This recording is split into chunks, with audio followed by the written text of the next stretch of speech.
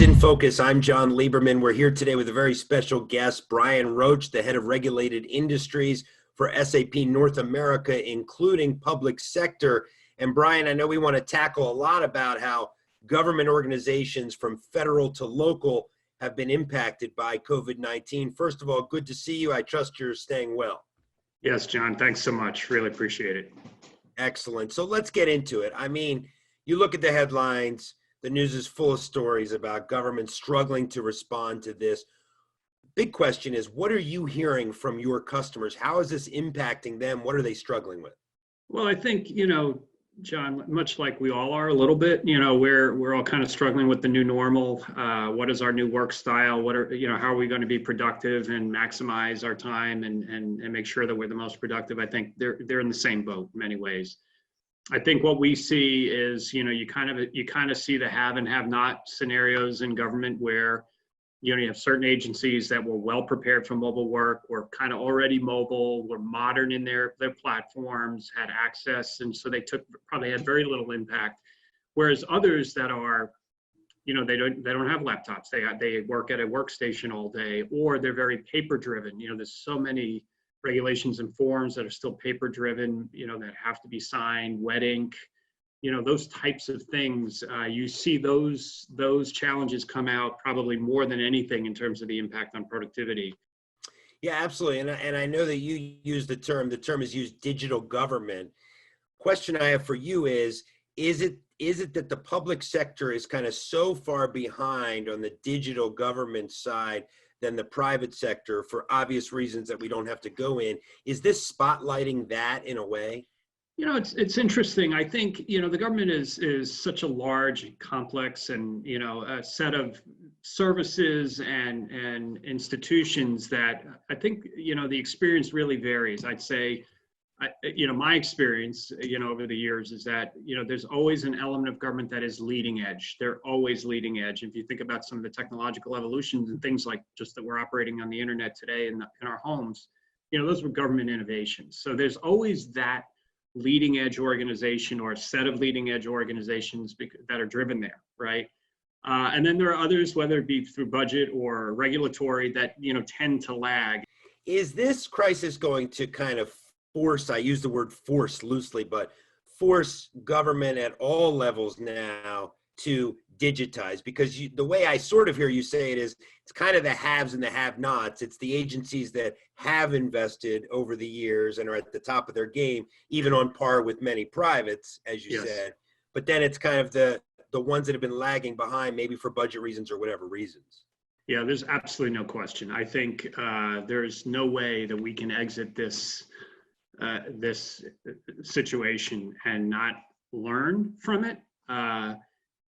Build a new set of features, functions, and capabilities for our agencies than were there before. There's no question that will change. I think what's interesting is I think we're going to see the value of citizen experiences, their need to interact with citizens in a different way. You can't walk in, or you haven't been able to walk into a Social Security office to receive a check. I mean, you have to be able to transform how you're interacting with the citizenry.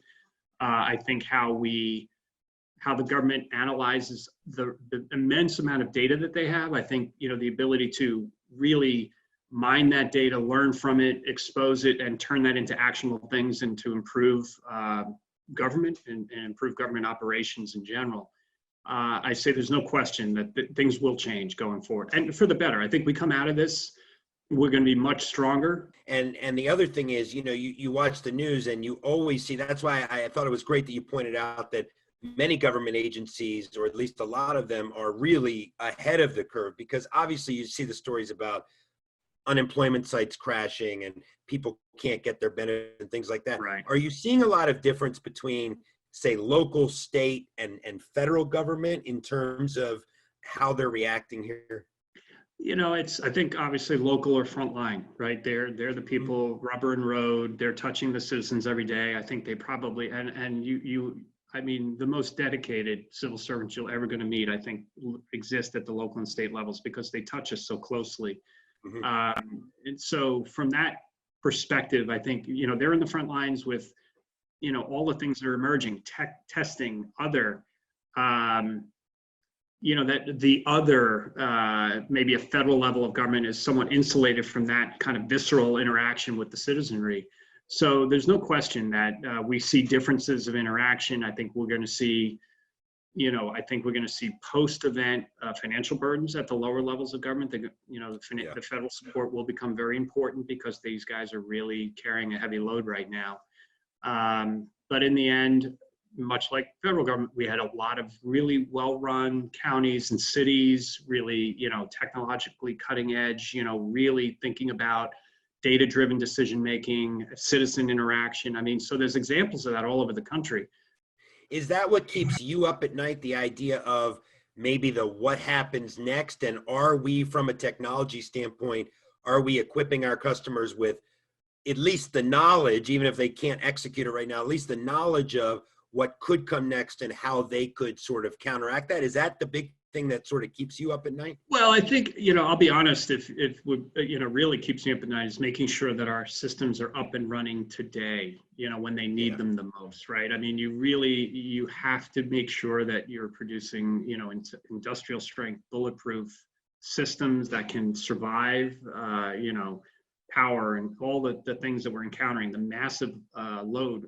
I joke, but all the teenagers are home now. They're not in school. They're downloading. They're on your Netflix. While I have one downstairs. Right? So if this starts to go slow, it's because he's streaming something. Well, but so the government's in the same boat, right, as are our government employees. So we want to make sure our systems are highly resilient and durable. So that's what keeps me up at night primarily. Last question I have for you, Brian, then we'll let you go get back to your customers. What's the single biggest maybe surprise that has come out of this for you? Either in terms of what your customers are saying to you or what the reaction's been, or has nothing really surprised you?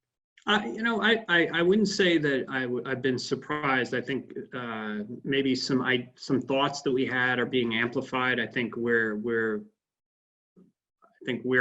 seeing the manifestation of the things that we believed, which were data-driven government, efficient digital government will be is best served, right, is best placed to serve the populace. And in the have and have not scenarios, we're seeing governments that are doing extraordinarily well, right? We're seeing hospital systems that are prepared and doing extraordinarily well, that were predictive. They're not getting overrun. They had already built up the demand. So anybody who had that ability, I think it's validated what we've been saying for years, candidly, that this will help you be better. This will help you serve your populace better. And so we're getting those data points validated. And I would say the counter is also true, right? Those that were unprepared are not doing as well. But candidly, the human spirit and hard work is an amazing thing. And you'll see people who may not have all the tools available to them do heroic things to be successful. Brian Roach, head of regulated industries for SAP North America, including, of course, the public sector. Brian, thanks for your time, Steve. And I know you're super busy, so thanks for taking the time.